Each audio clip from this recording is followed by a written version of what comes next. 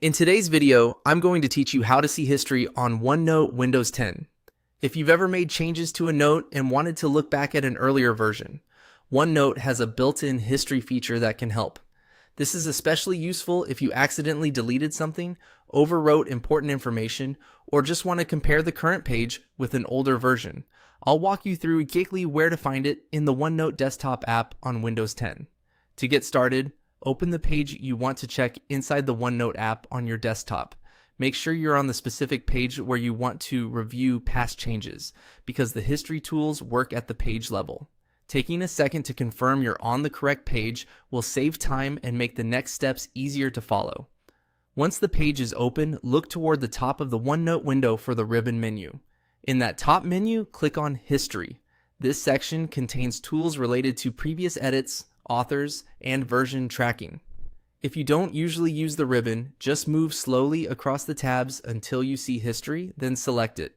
After that, go under the History section and click Page Versions. This option is what lets OneNote show earlier saved versions of the page you currently have open. Depending on your OneNote layout, this may appear as a button or as part of a small menu.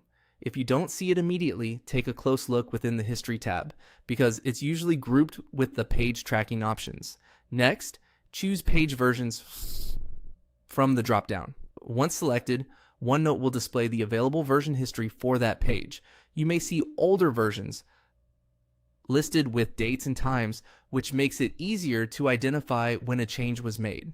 This can be very helpful if you're trying to recover something from a specific editing session. As you review the versions, take your time comparing them with the current page so you can spot exactly what changed. Older versions are often shown in a way that makes them easy to distinguish from the active version, so don't worry if the layout looks slightly different once the history appears. And that's how to see history on OneNote Windows 10.